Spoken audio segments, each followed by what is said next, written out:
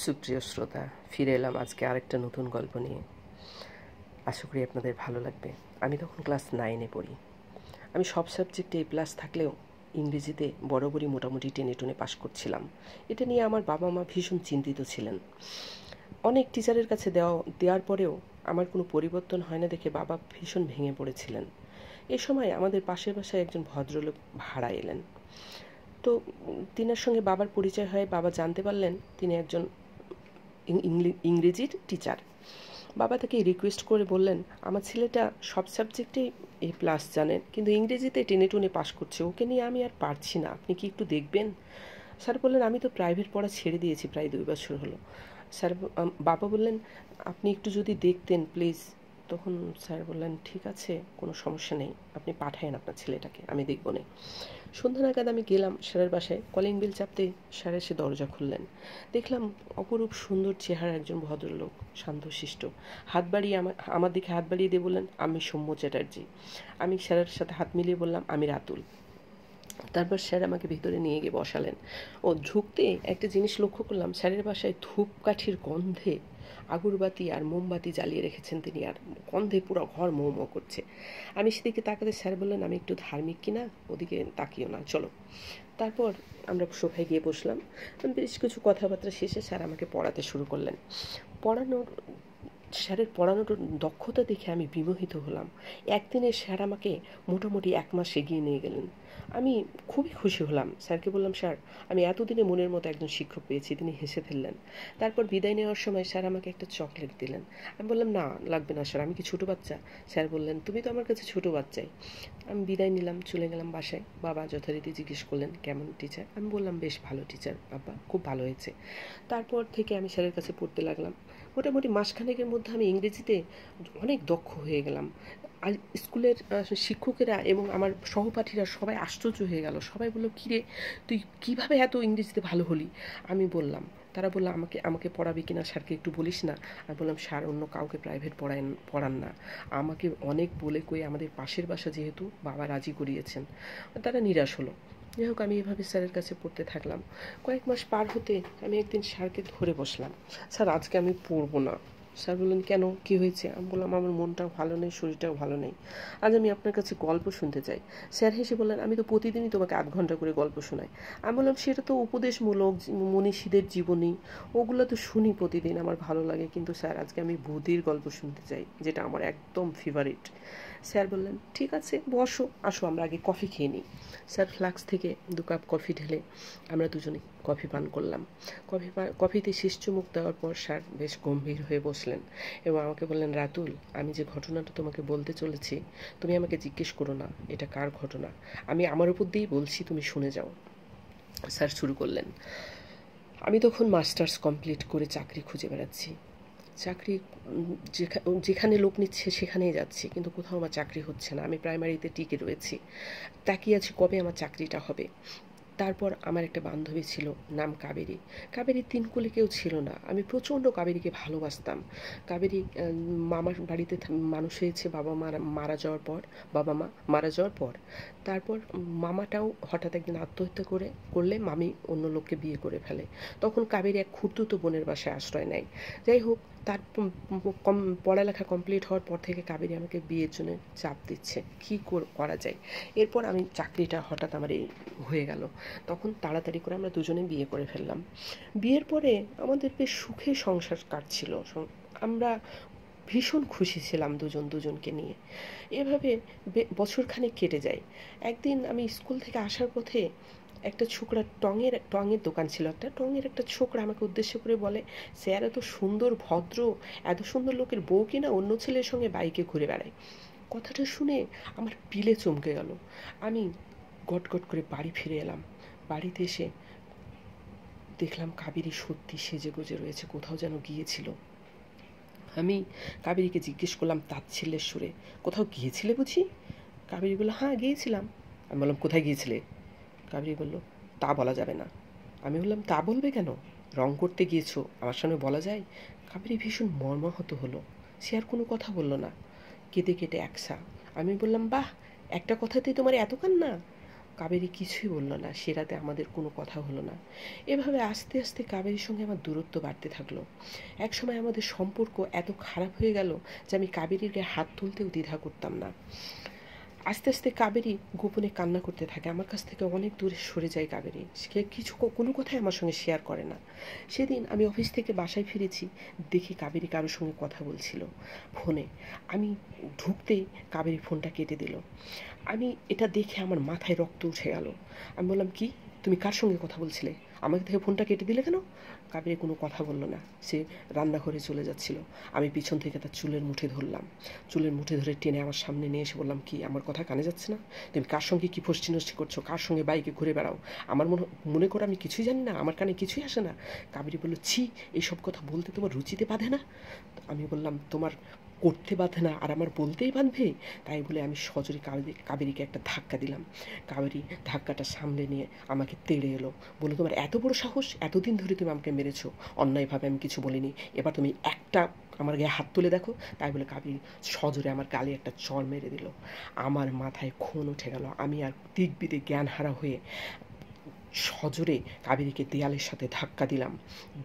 দেয়ালের সাথে ধাক্কা দিয়ে কাবেরী মাটিতে পড়ে গেল। পড়ে যাওয়া দেখে আমি বললাম, কি, মাটিতে পড়ে গিয়ে মনে করছো বেঁচে যাবে? দাঁড়াও, যে হাত দিয়ে তুমি আমাকে মেরেছো থাপ্পড়, সেই হাতের ব্যবস্থা করছি। বলে আমি রান্নাঘর থেকে তরকারি কাটা বটিটা নিয়ে এসে সজোরে কাবেরীর ডান হাতে কোপ লাগালাম। এক কোপে হাতটা বিচ্ছিন্ন হয়ে নিচে পড়ে ছটপট করতে লাগলো। কিছুক্ষণ পরে সব থেমে গেল। আমি ফিনকি দিয়ে রক্ত ছোটা দেখে আমার হুঁশ ফিরে এলো। আমি তাড়াতাড়ি কাবেরীর গায়ে হাত দিয়ে ঝাঁকুনি দিতে লাগলাম। কাবেরী, কাবেরী, উঠো উঠো, আমি কী করেছি? আমি তোমার হাত কেটে ফেলেছি কাবেরী, প্লিজ কাবেরী, ওঠো ওঠো, আমি তোমাকে হসপিটালে নিয়ে যাবো। কাবেরী, কাবেরী, ওঠো। কাবেরী কোনো কথা বলল না। তার কোনো সাড়া শব্দ নেই দেখে তার গলায় তার হাত আমি পরীক্ষা করলাম, কিন্তু না, তার রক্ত চলাচল কিছুই করছে না। আমি জানতে পারলাম কাবেরী মারা গিয়েছে। আমি ভীষণভাবে মুষড়ে পড়লাম। আমি কি করব? ভীষণভাবে কান্না পাচ্ছে, আকাশ বাতাস চিৎকার করে কাঁদলাম। কাঁদার পর আমি মোবাইল হাতে তুলে নিলাম। পুলিশকে ফোন দেব, আত্মসমর্পণ করব। আমি আমার প্রিয়তমাকে হত্যা করেছি। সে কি করেছিল না করেছিল সঠিক বেঠিক কিছুই আমি জানি না। আন্দাজে সন্দেহ করে তাকে আমি হত্যা করে ফেলেছি। হঠাৎ আমার মনে একটা আশার আলো জেগে উঠল।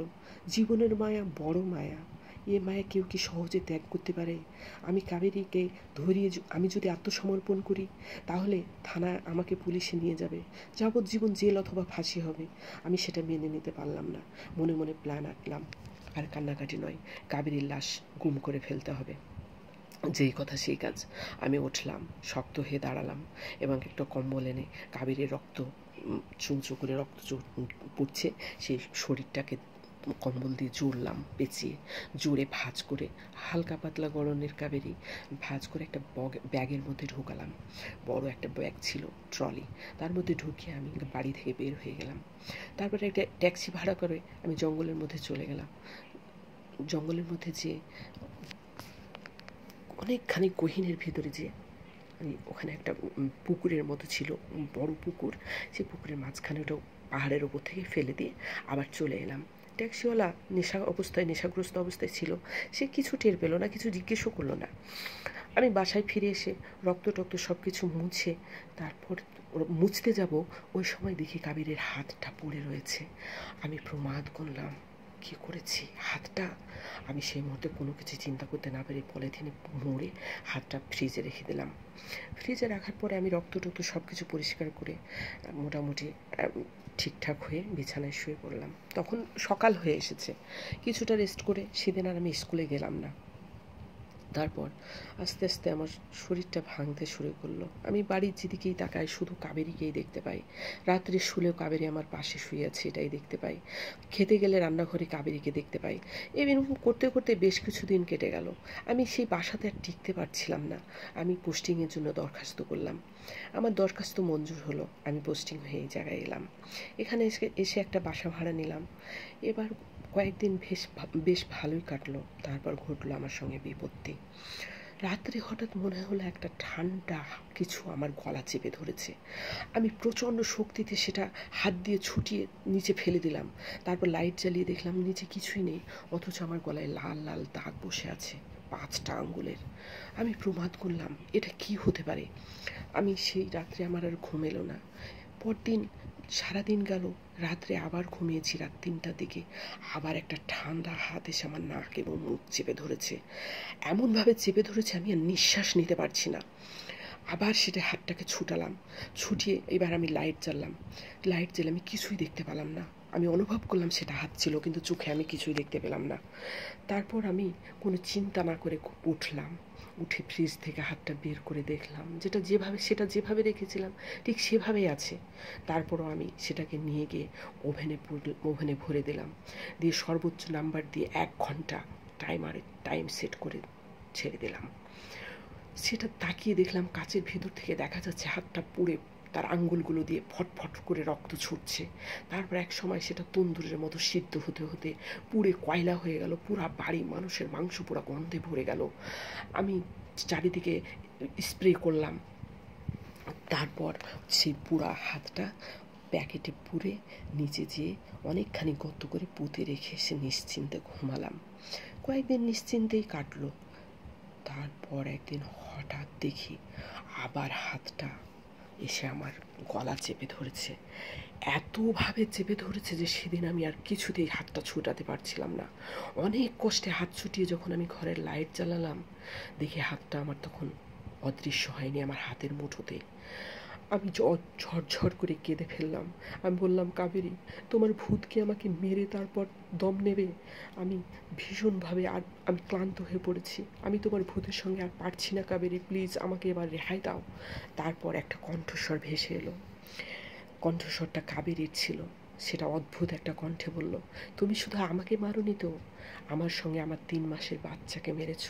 আমি কেন গিয়েছিলাম ওই বাইরে জানো? আমার রক্ত পরীক্ষা করানোর জন্য, আমি প্রেগন্যান্ট কিনা। আর আমাকে বাইকে করে যে ছেলেটা পৌঁছে দিয়েছিল সেটা ছিল হসপিটালের একটা নার্স। আমি বমি করতে করতে অজ্ঞান হয়ে গিয়েছিলাম, সে আমাকে বাসায় রেখে গিয়েছিল। তুমি আমাকে ভুল বুঝে হত্যা করেছিলে। আজ তোমাকে বাঁচিয়ে রাখার কোনো কারণ নেই, কারণ তুমি আমাকে শুধু হত্যা করোনি, তুমি আমার সন্তানকেও হত্যা করেছো। কাবেরীর এই কথা শুনে আমি একেবারে হতভম্ব হয়ে গেলাম। মনে হলো আমি নিজের জীবনটা নিজেই দিয়ে ফেলি। আমি কি করব না করব কিছু ভেবে উঠতে পারছিলাম না। তারপর এভাবে আর বেঁচে থাকার কোনো মানে হয় না, আমি নিজের হাতে আমার সন্তানকে হত্যা করেছি। তাই আমি কাবেরীকে বললাম, কাবেরী, তুমি আমাকে তোমার কাছে নিয়ে যাও। আমি তোমার অপরাধী, আমি পাপী। আমি জানি না আমি কতদিন বাঁচব। গল্পটা আমি আজকে তোমাকে শোনালাম। গল্পটা মনে করো আমাদেরই কারো জীবনের। তাই যদি তোমার গল্পটা ভালো লাগে তুমি তোমার ফ্রেন্ডদের মাঝে শেয়ার করো, আর যদি খারাপ লাগে ভুলে যেও। আমি গল্পটা শুনতে শুনতে এতটাই তন্ময় হয়ে গিয়েছিলাম, ষাঁড়ের মুখের দিকে তাকালাম, দেখলাম ষাঁড় চোখ মুছছেন। আমি জিজ্ঞেস করার সাহস পেলাম না, স্যার গল্পটা কার? ষাঁড়ের ওই একটা কথাই কানে বাজতে লাগলো, গল্পটা আমাদের জীবনের।